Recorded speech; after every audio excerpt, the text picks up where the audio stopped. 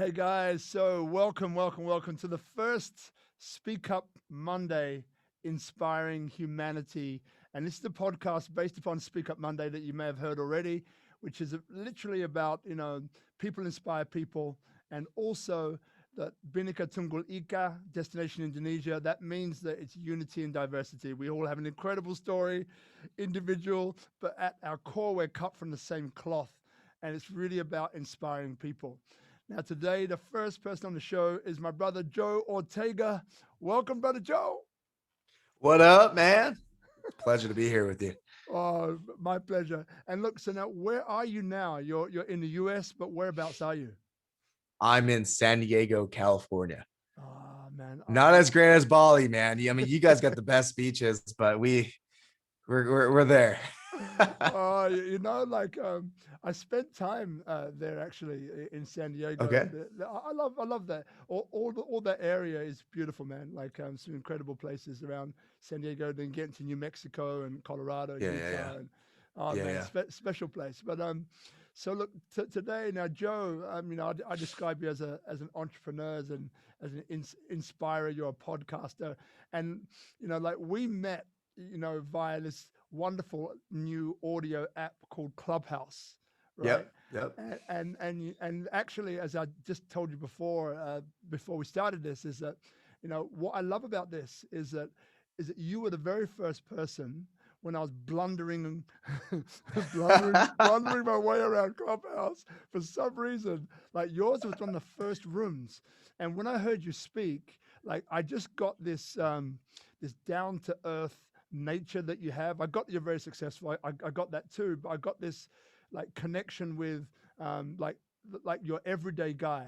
And when I mean your everyday Mm, guy, I'm not talking down. I'm just talking straight mm, in the sense of it's like the person who knows where he is, who maybe isn't in the best position, but he wants to get a start. He wants to get ahead. He wants to make something of his life. And then mm, someone like you, I saw a video that you did when I clicked onto your Instagram, and I just got this real sense of you being a very real person, a person mm. who cares for people, and a person who came from nothing, right? But made his way and fought, right? Like a warrior, fought his whole Yeah. way to get to where he is, get to where he is, where he is now. But brother, like, first question to you would be, like, where did life start for you, and like, how have you got to where you are now?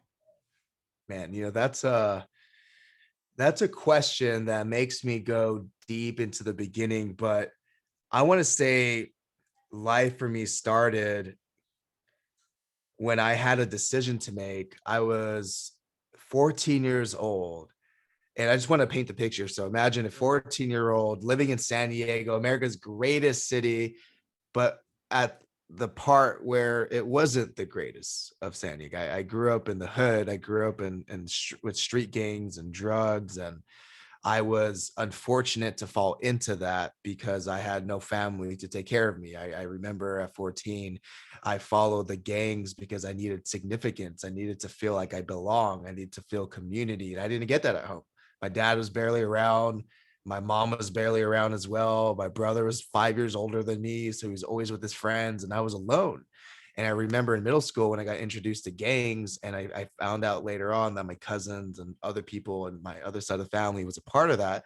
I wanted to be a part of that because I wanted to be a part of something. I felt alone.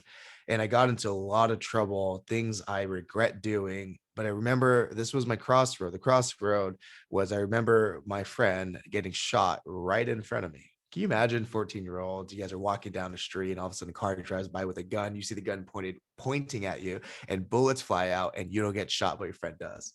And then your friend dies right in front of you. Wow. And in that moment, I realized I don't know if this is for me.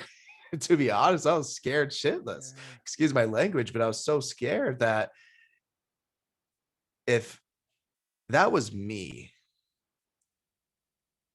where would my life, like, if I died that moment, like, is this life worth living? Is the drugs and the gangs, was it really worth it?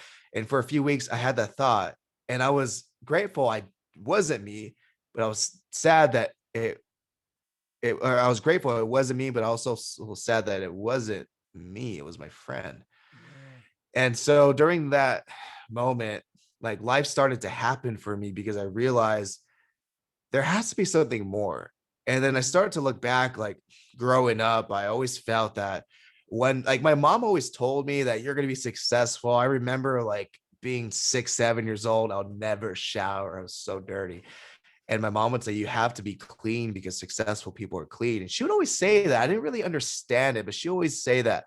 And she would always try to make me do better. Even during that time of like me going into the street, she'd always say, like, you're better than this. I know we can't give you much and I'm sorry, but you're better than this.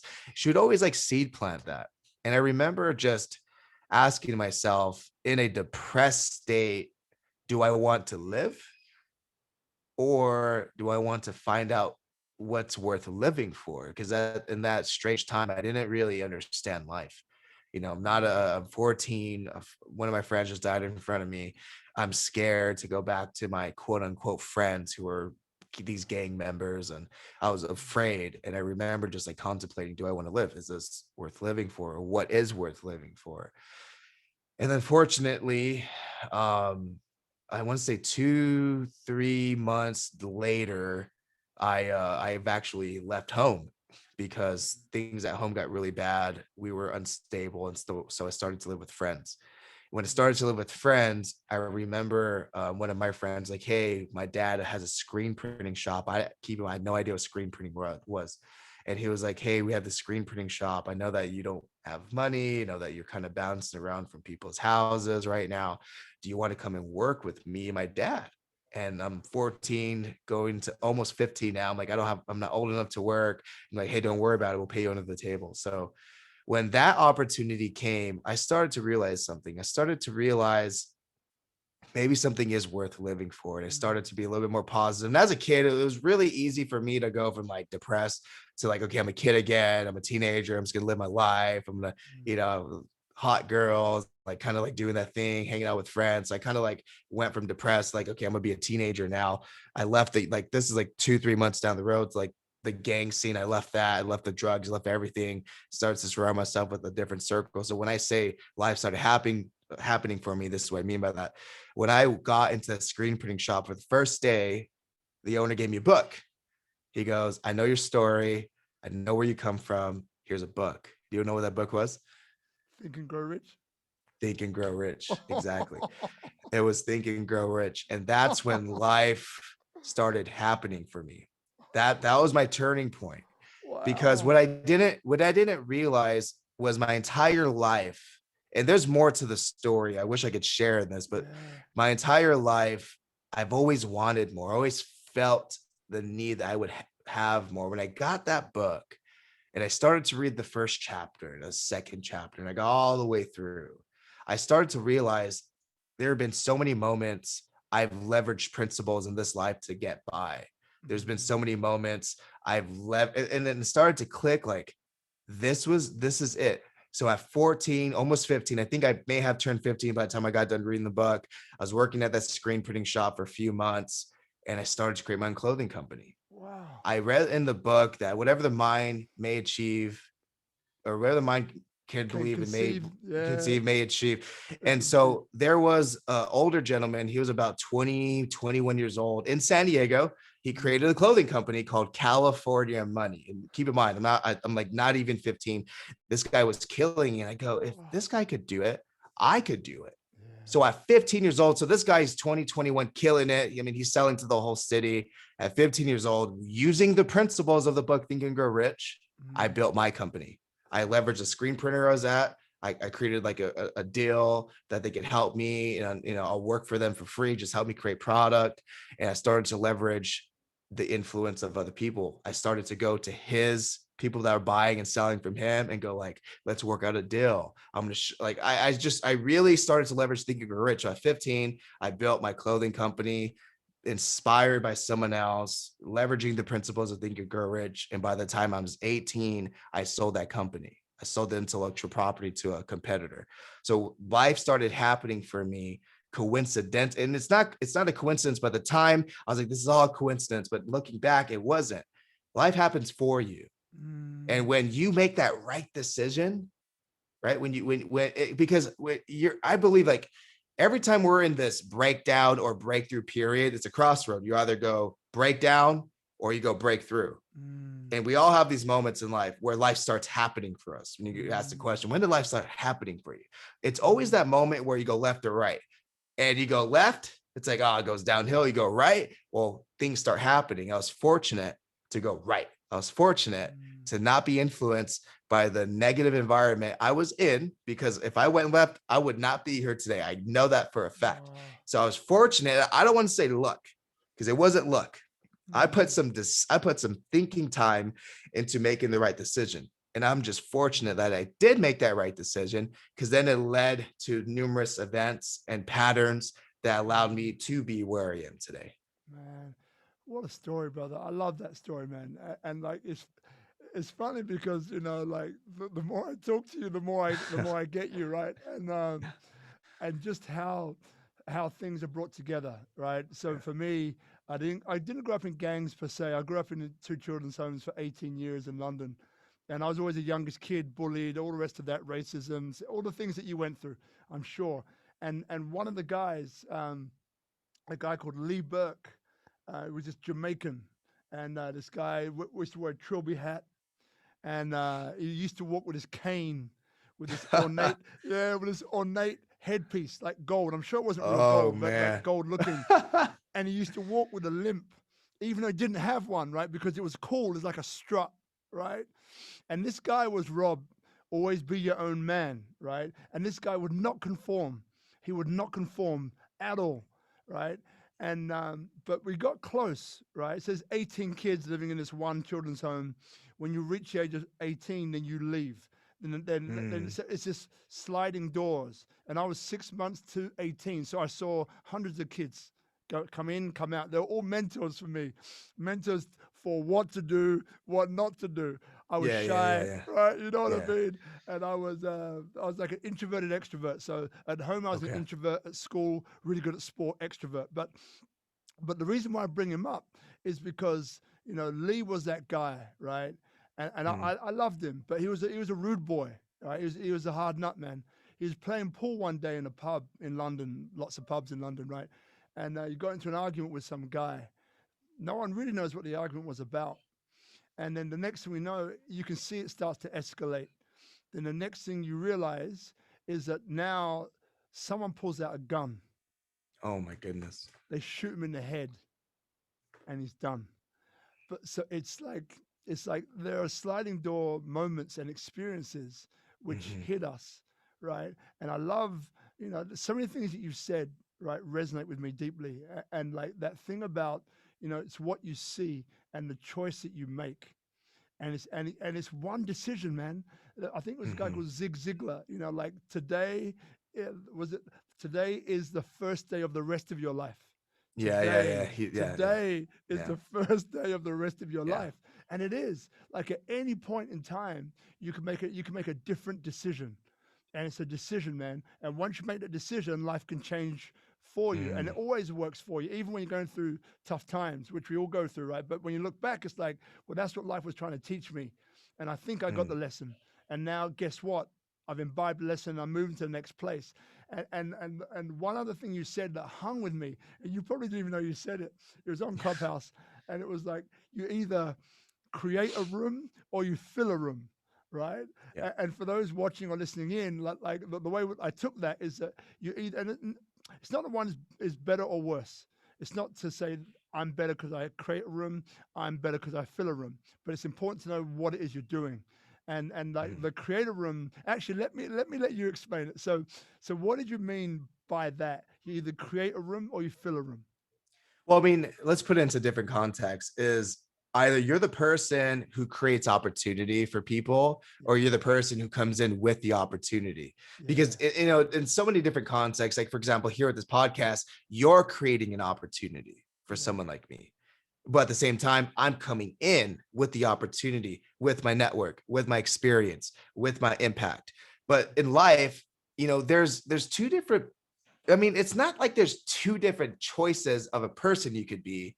And in fact, I think the hybrid of the both is the best person, but also knowing when and where, because there's a place and time for everything. So there's a place to be the person who creates the space for other people. And then there's a time where you have to be the person who then fills the space for the person creating a space. And it's that mindset of being humble enough to know when to give, and then being humble enough when to take. Because I think a lot of people in life, they don't see it that way. They want to be the person to always take. They want to be the person to be filling in rooms, filling in opportunities, because that's the I mentality. You know, growing up, I've learned the hard way that the world does not revolve around me. And, you know, when I finally realized that, you know, Zig Ziglar, again, here's a famous quote from him: you help enough people get what they want, you get what you want.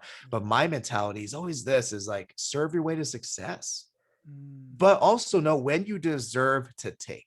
I think that's a moment of character, to know when it's your time to take, because there has to be some level of humility when you understand when it's your time, to show up and take. But for the most part, I think everyone should be in a lifestyle of serving and always giving, of being of contribution. Like Clubhouse has been an app that really shows character, shows people who are there to contribute, and then also shows people who are there to just acquire. And that's the difference between someone who actually is impacting the world and making transformations for people, or those who are just making transactions. It's just the money game.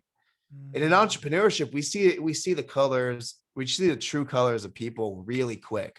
Are you here to make a contribution, or are you here just to take an acquisition, take a payday? And I think there's a difference between those who are a hybrid, right? Because I think people like you, people like me, we I know for me, for example, I can speak on this, is I know when it's time for me to take.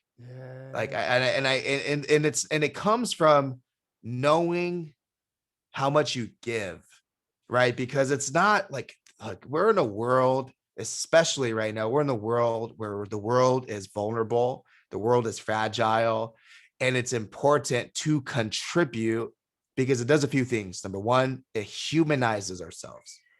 When we're always trying to pitch or acquire or look at someone as another opportunity, it dehumanizes the relationship. And since COVID and the pandemic, it already dehumanized everything. So from an entrepreneur's perspective, you have to ask yourself, is it more important to be a human and build humanity through your business, or is it more important to dehumanize relationships and manipulate your way to making money? Because that's how the world is. If you don't understand the dynamic of those two meanings and being the hybrid, most people can make money, but they'll lose at the end, because there's no long-term relationship. There's no social capital being developed. You know, and I could say this from like the beginning of being 14, getting that book, to where I am now at 26, 12 years later. My greatest success is contributed to social capital, social equity, building relationships. It's not the people I know, it's the people who know me based off what I've done for them, with no exchange or nothing in return.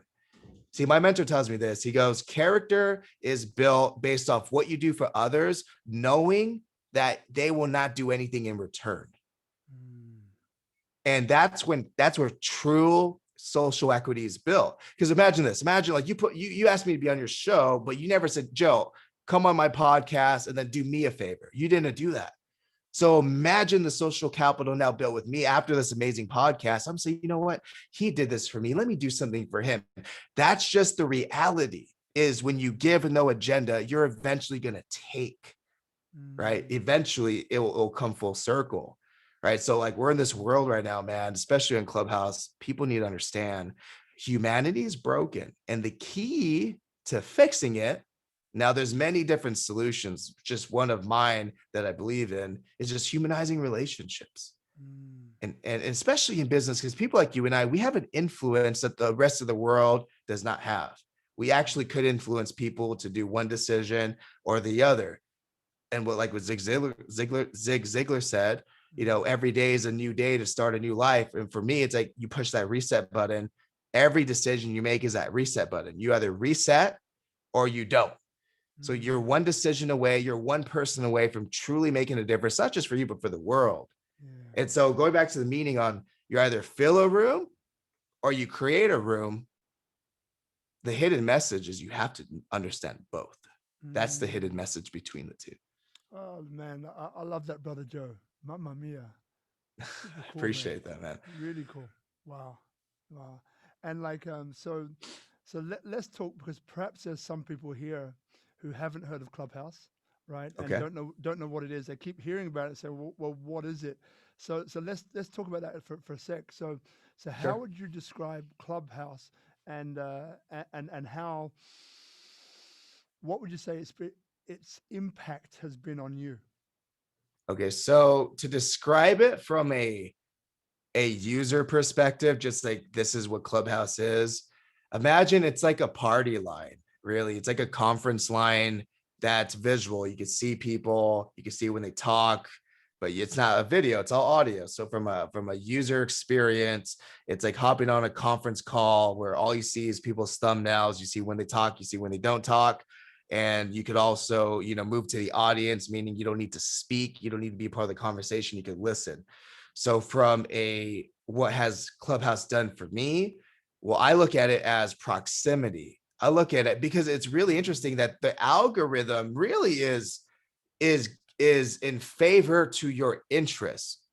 Yeah. And unlike Instagram and other social media channels, if you follow, let's just say Tony Robbins, yes, you could be on a live video when he goes live, but do you have a chance to actually speak with him without having to pay? So like Clubhouse has broken the accessibility and the mindset that you have to pay me to speak with me. It's broken that mindset that my content costs something. And Mm. so like I think for me, the impact has done for me and the industry that many of us are in is our content is no longer, there's no price to it. Mm. Content means nothing. And this kind of leads into a thing I want to just put out there. Content means nothing. Implementation means everything. Mm. Because how much content is on Clubhouse? And those who are listening, like, okay, I get what Clubhouse is. Clubhouse is the gate to unlimited knowledge that's actually real. So if you go in Clubhouse, you go into rooms, and rooms is it's like an event you can hop into and listen to people's conversations. It's like being a fly on a wall and to high level people, or even just regular people having conversations. But for me, a lot of high level people has been sharing content that they will charge for. Mm. So like the game of, should content be paid? Should it be complimentary? It's kind of fading, where my mind is content is complimentary. Mm. Implementation costs something. So I Mm. know that like you teach people how to turn their story into stuff like that. And I think like for me, my mindset of where 2021 is going to is 2021 is the age of demonstration. Mm. Now it's the age of like, 2 years ago, you'll buy a course to learn how to use Instagram, or imagine if Clubhouse was Clubhouse 2 years ago, you'll buy a course to kind of learn how to go into Clubhouse. But there's rooms on Clubhouse that teaches you for no price. You could go into these rooms and listen masterclass style to how to do something. But Mm. then the implementation part is paid. If you want to hire a coach to keep you accountable, to actually customize your learning experience, that's like the paid direction. So like Clubhouse has broken a lot of, or has disrupted not only the social media game, but also the paid content game, in my opinion. I think it has. I think a lot of people are slowly stopping investing into products and information and slowly paying more attention, and then people are paying for that experience versus content now. And that's kind of where my 2 cents is, looking at Clubhouse as a whole. But Mm. Clubhouse on the other side too is really good for music artists and actors. I have friends who landed gigs for being in a room with a Netflix producer. So other than Mm. like entrepreneur and learning, I mean, Clubhouse has disrupted so many industries because of the one common factor. And that one common factor is proximity. You now have the ability to have access to Mm. people that you will never have access to in the real world. Mm. And I love that about it. I really do. And I mean, even being able to, the fact that we're here now, Yeah. You know, Clubhouse. yeah, you know what I mean? Like, and like, you know, it's interesting because, you know, most of the time when you guys are on, you know, it's like I end up staying up to like 4 a.m. sometimes. And I was like, oh, this Clubhouse is wreaking havoc with my life, right?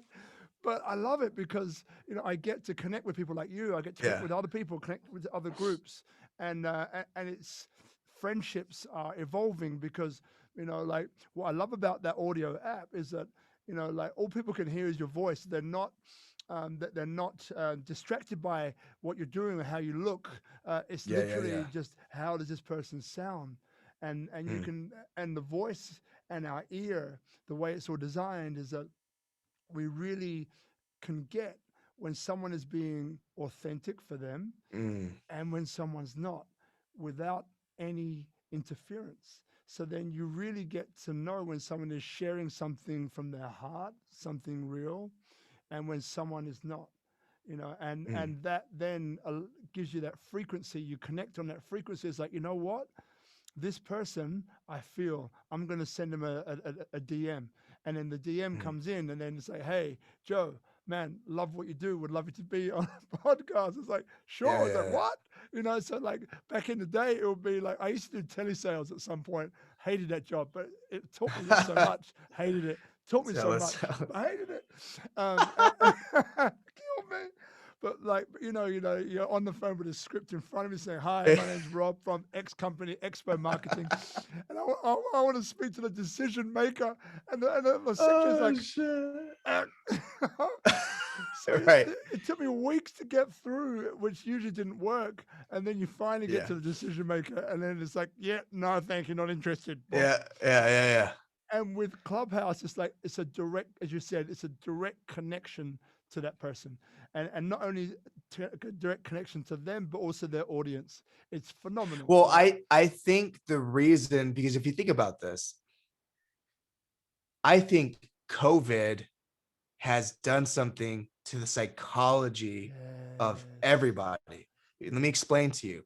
If this was around prior to COVID, yeah, I don't think people would actually allow them to be as accessible, mm, because there's, like, for example, there's people who always have gatekeepers, like celebrities, or someone like, for example, I met John Asseroff on Clubhouse and was able to go to his house and have a podcast interview, not with me, but one of clients.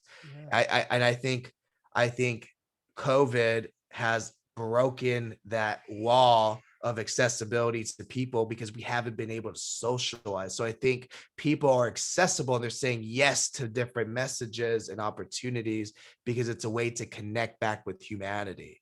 So mm, I think Clubhouse came at the right time, because before Clubhouse, to be completely honest, I was an introvert. I did not go out. I did not socialize. I didn't care. I didn't want to catch yeah, any feelings, or not feelings. I didn't want to catch any COVID. It was kind of like, I don't want to be around people. yeah, But when Clubhouse came, it's like it reestablished connection. And I think that's why a lot of people, if you're listening to this, on Clubhouse and you want to connect with celebrities or like high-end people, you can. yeah, And they actually want to.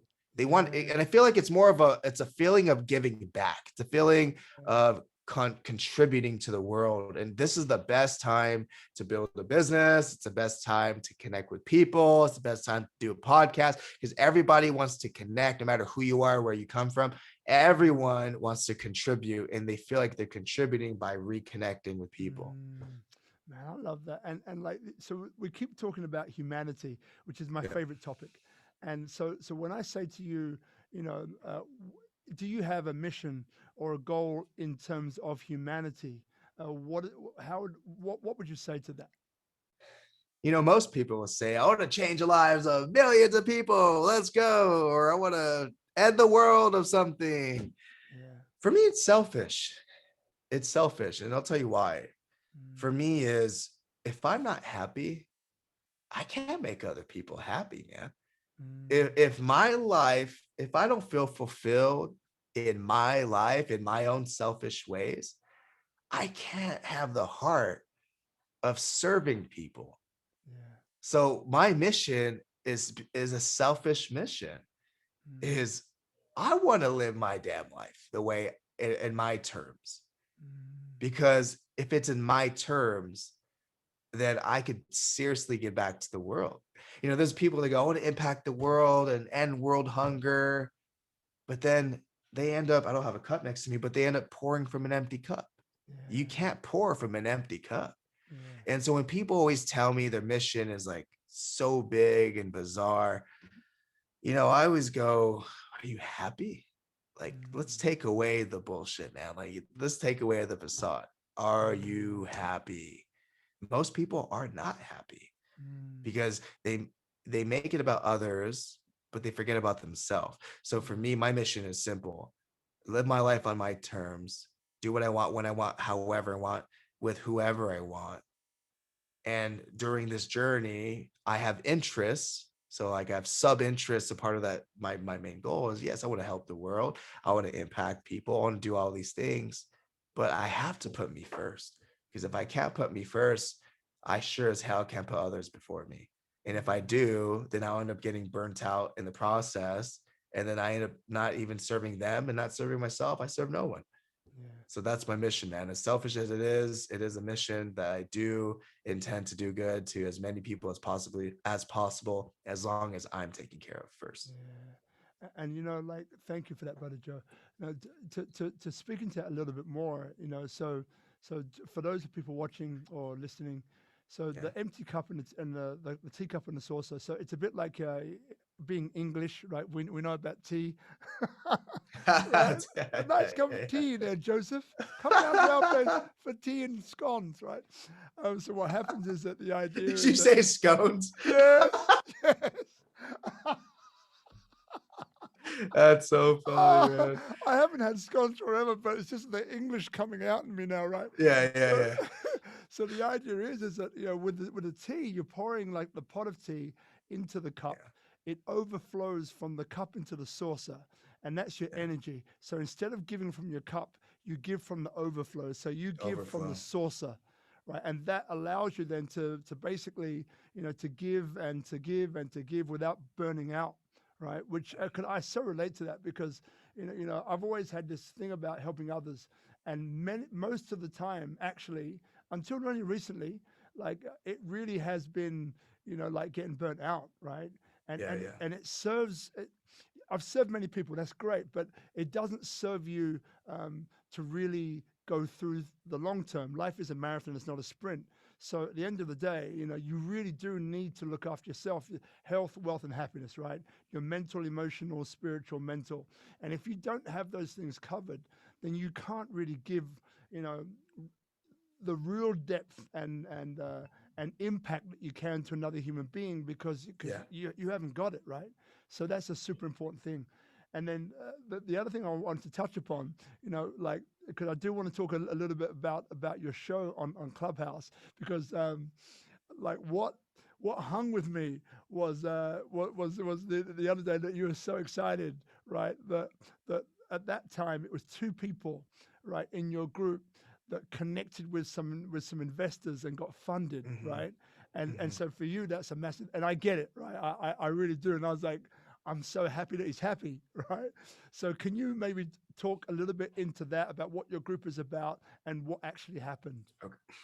So let me take it back to the roots of why I do what I do in terms of this pitch room. Because a lot of people go like, what people think is like I'm this big investor and I do all these deals, and on Clubhouse it's easy to assume the hosts of these pitch rooms are big investors. I'll keep it real. I'll tell people straight up, I'm an investor, but I don't invest into every deal. That I don't do these pitch rooms for my own gain. I'm more of the connector, and I see people with money and bring people in. And this is the roots of it. It goes all the way back to when I was 14. And I told you I created this clothing company. What I didn't tell you is at 15, I left that screen printing shop because things kind of happened and they had to shut down. So I left. And from 15, effectively, like I would say from like even at 14 to 16, I would look for investors, people to give me money to grow the business. For 2 years, I went to friends, family, people at church, cousins, everything. And everyone said, no, no, no. They didn't believe in me. And it took me 2 years. Now that second year, I went door knocking in San Diego. So San Diego, you got the hood, you got the middle class, and you got the rich. It's funny, I'm gonna say this, you got the rich as shit areas. I went to the rich as shit areas door knocking. Hey, I'm looking for a mentor, I'm looking for an investor. Are you an entrepreneur? People say, get out of here. Who are you? Closed door, closed door. And I swear, I went for like 2-3 days door knocking. I came to this one guy's door. I'm not gonna say his name, but I door knocked and I said, I'm really tired. Do you have water? That's what I say. I'm like going door knocking. Do you have water? He's like, absolutely. He gave me water. And he's like, what are you doing out here? Because I had a backpack on, and like it's like weird because it's like kids with backpacks usually go to school and then just go home. And I'm like, well, actually, I opened up my backpack, showed him my shirts, my clothing. Like, actually, I'm looking for a mentor or an investor to help me grow this clothing business I built in San Diego. He's like, come in. So I pitched him, and he's like, I'll invest. This is really cool. You know your numbers. You told me what you've done. It's clear. He's like, how old are you? I go, I'm 16. He goes, I can't invest into you, but I'll donate. Wow. So he gave me a donation during that day. I think it was like $4,000, something like that. I wrote a check. And wow. I share that to say I do these pitch rooms because I remember how it felt to want an investor, to want help, but having a challenging time getting that, people saying no or not knowing where to go.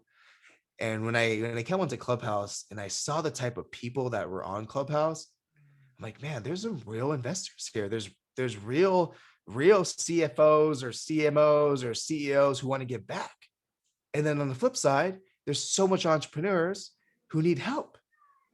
So I created this room to bridge that gap. And we're going on to 3 months doing it. I do it out of heart every day. I show up every day, Monday through Friday, consistently serving because I'm fired up. Like 2 days ago, some guy invested $43,000. Now, $43,000 doesn't seem like a lot, but when you look at it from someone who's never had that chance, that's a damn good win. And it fuels my heart. And I do these pitch rooms because I know how it feels to hustle. I know how it feels to need an investment just to grow this business, to make it real, to make it bigger than what I put my sweat, my blood and tears into. And I know there's many entrepreneurs who are on that same path I was, that just need that one chance. They need that one person to say, here's some money, go get more inventory, go grow your business. You could do it. And it really makes a difference. So that's why I do these pitch rooms. Man, God bless you, brother. Mamma mia. Man, what I love about you, brother, is that, it's all connected, and like, so that video which I saw of you outside, it looked like a train track because you're walking up and down. You probably remember the video. You're like, I remember it. I remember it. I know the video, right? It was the day I brought Les Brown into Clubhouse. Yes. I did that video and I talked about my story, my journey. And that was the video. That was the same day Les Brown came in and I hosted a room for him. Yeah. Man, that was exactly it, man. And that's where we connected. And like the person that I saw there, I was like, this guy's got something, and it's just I appreciate that. Yeah, no, brother, it was super welcome. And like, these things don't happen by chance, right? There's no coincidence about this. And it's, I love this concept of, life, not working against you, but working for you. Just at the time, you don't have the understanding or the context to see that, but later on you do, right? And you realize the power of your decisions and the chain reaction that comes out of that, right? So, like, I could talk to you for hours, man. So days, weeks, months, nonstop. God dang! Oh, love it. We're gonna get you on again. So like, when it comes to you, I want to get into your baby in a second, but sure. When it comes to you and challenges, right? Because there's people here, who probably would be watching this and be saying, like, okay, I get where he's from. I get that he's been through some stuff that I probably would never see, right? And I get that he's been tremendously successful. I get that he's a guy who is a contributor, and it's from his heart, right? Like, I feel that everyone who watches this will feel it too. And then, maybe they think, well, does this guy have challenges anymore? Like, he seems to have overcome so much. So to those people there who maybe are in need of, like, some inspiration around overcoming challenges, right? Whatever comes up for you now, Joe. So, like, what challenge comes into your mind that you haven't perhaps Well, I'll mentioned, be and how honest, did you man. overcome with it? Yeah, I'll be completely honest. yeah, And this is just me being vulnerable. So those listening in, I'm going to be extremely vulnerable. I'm an open book. So I created this clothing company recently, the past 2 months, called Millionaire Aesthetic. And I got really, really busy with Clubhouse and new consultation calls, that when I set up this business, it was supposed to be automated from when orders come in, orders come out, through a secondary partner who's a printing company that I have equity in, but I don't really manage it. I kind of like look at it from away. And 2 months goes by, and I realize I haven't really put thought into like the operation, seeing everything is going. And the challenge was, since I wasn't observant, I didn't see what was going on behind the scenes. yeah, Okay, I had a partner here. Like we started it. We both like met on Clubhouse, and then we both kind of grew apart because Clubhouse got so busy. And recently, you know, orders weren't going out. There was like, I think like 40, 50 orders that people didn't get. mm, And this was like 2 weeks ago. I had my kid last week, and I was trying to talk to my partner, let me figure this out. But life for me, like, I had my kid last week. I was in the hospital for about 3 days, and then coming home was really hard. And then before that, my mom was having health issues. So like life was just like mm, strapping me down. And like when all of this is happening, even someone of like who I am right now, it is hard to navigate through numerous fires. I don't care who you are, what personal development you have. It's tough to navigate through these fires. So the past 2 weeks, I was doing, I don't want to say I'm doing my best because I could have done more, but I've done what I could have done with the time I've had to do things. mm, And people were like on Clubhouse saying, "Oh, Joe's a scammer, didn't get my orders in." It was, and the partner I was with was like, "Joe, what's going on?" He's in Hawaii, I'm in San Diego. He's like, "Joe, what's going on? What's going on? What's going on?" And I'm on the other side, like, fuck, like I gotta go talk to the printer. I gotta figure this out. Why is the printer responding? And the challenge was this. The challenge was, what matters most to me: keeping a integrity, or trying to figure out an issue that really isn't worth my. Now, I'm not saying it's not worth my time, because it's just not. It's not. I don't have. I'm not in the right timing for this. yeah, The mindset was, maybe I'm not the right partner for this business. Maybe what life is trying to tell me is to simplify things. Maybe this challenge is to tell me that this isn't the right time for me to do this. mm, And so I made a decision yesterday. mm, I'm going to refund everyone, because what matters to me is integrity. What mm, matters to me is, there's been issues, real issues on the printing side going on, that resulted to orders not going out. So integrity is everything. I logged into my Shopify store, and I said, I put some music on, and I spent 2 hours, refund, refund, refund, refund. mm, Reached out to my partner and said, "Hey, I fucked up. I'm sorry. Life got the best of me. I I can't even give you excuses, because there's no excuses. You deserve the company. You keep my equity. I don't want anything. I refunded everyone. I'll take the hit. I want this to be at the highest level of integrity. I am not the right person to help you with this business, because life is telling me that." mm. So that this all happened like the past 24 hours. Wow. And so Mm, what I'm trying to say here is, not every opportunity is right for you. mm, And you don't want to wait, like looking back, because everything is, for me, it's a learning. As long as I have my integrity, and I publicly say this because I did refund everyone, and everything is, it's the damage is fixed. Everyone's happy again. They, that's a whole nother thing. But the reality is this: is always do what's right. And there's going to be challenges that come up. And sometimes, like, even for me, before it gets to this, and I'm thankful it wasn't like hundreds of thousands of dollars. That would have been a nightmare. It was very, very minimal. But when adversity comes up, the question you have to ask yourself is this the right time for me to pursue this? Because I've failed in many businesses. I've sold companies. I do a lot of great things. And even something as small as this, I had to ask myself, is this the right time for me? And having the courage to say it's not the right time for you. Because not everything is meant to land in front of you for you to take and run with it.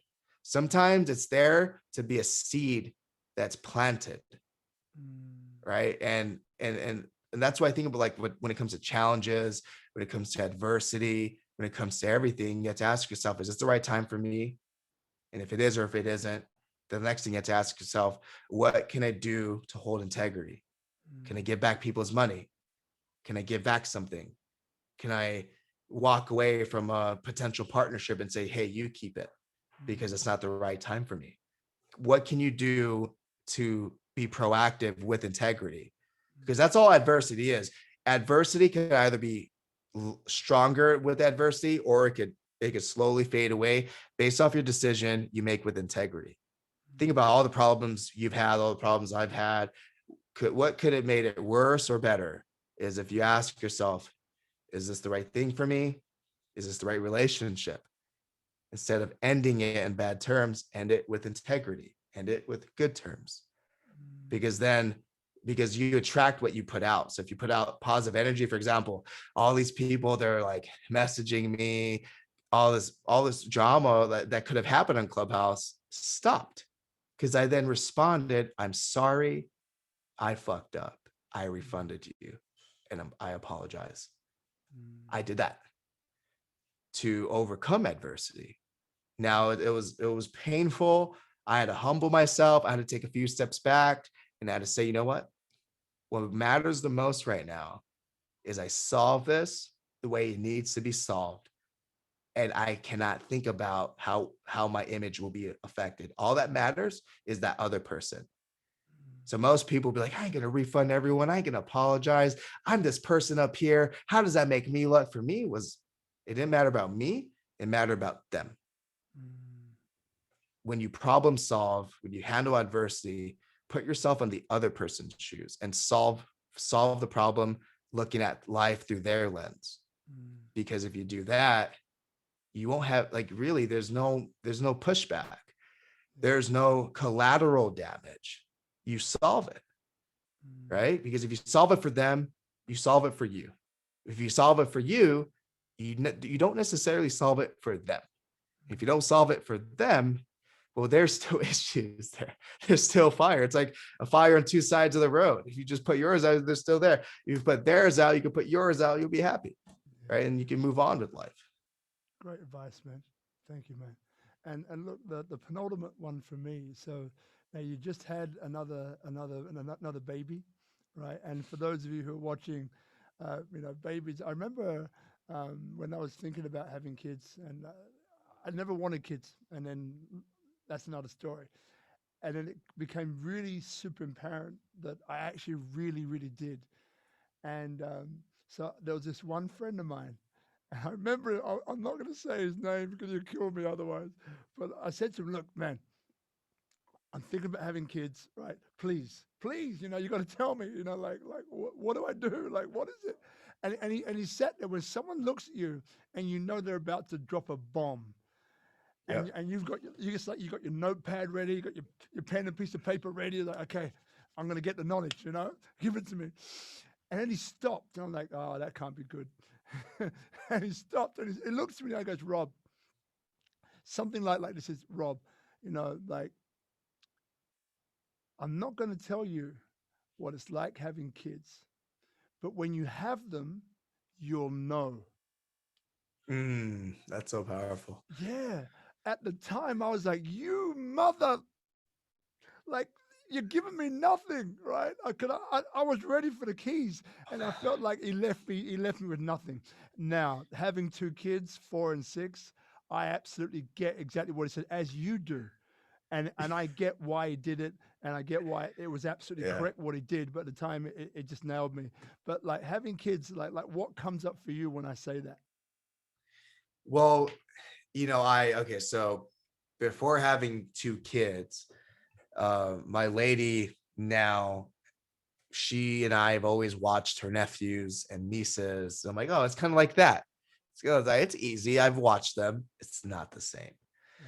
The difference is like I call it spidey senses. Like I'm always like, oh, you're gonna get hurt. We run to him. We make sure he doesn't eat something, and like when he hits other kids, like don't do that. Like you can't hurt other kids, or like it's so different. It's like I think what it is your expectations are different Yeah. because they're effectively a part of you.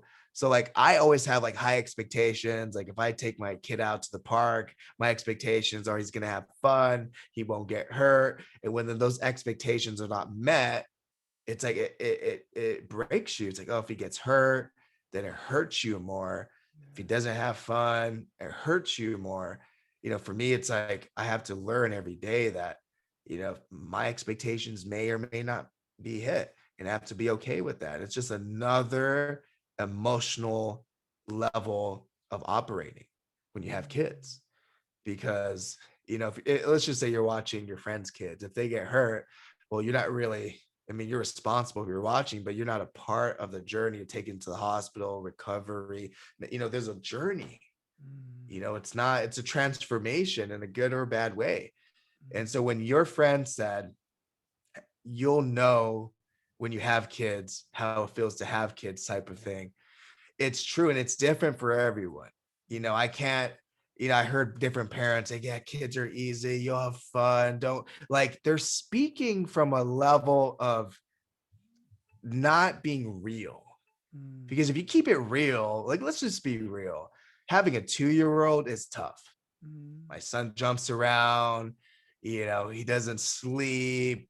He's barely starting to speak. So he doesn't really understand everything, and you want him to. So the reality is it's growing pains. And yes, there's moments where I love him a lot and it's fun, but the journey of raising them, let's just be real, it's not easy, especially being an entrepreneur. Like right here, it's 7 o'clock right here. I've been effectively working, I don't know, since 6 a.m. And I took like a few hour breaks to help with the kids and be with them. But the reality is it's also tough being away, because you have this like emotional like pullback, like you're missing out on something, so being an entrepreneur, being a dad, it's like a double-edged sword, because you're doing something to build a future for your family and change the world and help yourself. And then you have a family that, quality of time is building a relationship with them. So it's like a double-edged sword because you can't really do both. It's a mixture of everything. When people say life is a balance, it's not true. It's not true when you're an entrepreneur. Nothing is a balance when you're an entrepreneur. I don't care how much money you have. I don't care what, it's not a balance. And you have to learn to adapt with the chaoticness of being an entrepreneur. And then you mix in being a parent. It's like, oh, fuck. Well, there it is. You mix in kids, you mix. It's like, okay, we just love chaos. We just love being unbalanced. Oh shit. World War V. Let's go. Bring it on. Oh shit, man. I feel you, brother. Like, so look, we're going to come to the end. So in a minute, brother Joe, like what we do with SpeakuP Monday, the Destination Indonesia that we do here as well, is like we let the guest end the show, and by end the show, what it means is that maybe there's something that you want to say to people. Maybe you've said it already. Maybe you reinforce something or something that just calls you to say. Right. In a minute, I'll give you the chance to say that, and then Sure. we're finished afterwards. So until then. I just want to thank you, brother, for being like for being you, man. Like being the guy that I felt that I connected with on that video that you spoke about, Les Brown, and being the first guy on Clubhouse that I actually dug into and really liked. You know, I really liked what I saw and what I felt. And now, just through this little time we spent together, I get more about why that is: the street, the education, the choices, the near death, like all of these things that like I really feel. And we haven't gone into so much else about Yeah. sport and all the rest of that, and then obviously about parenting and all of that. So I really get who you are, and I get how you put your heart into everything that you do. And I get that your vision, like you've got like an inverse vision. Like, so most people are like, I want to do this for the world, and you're saying I want to do this for myself.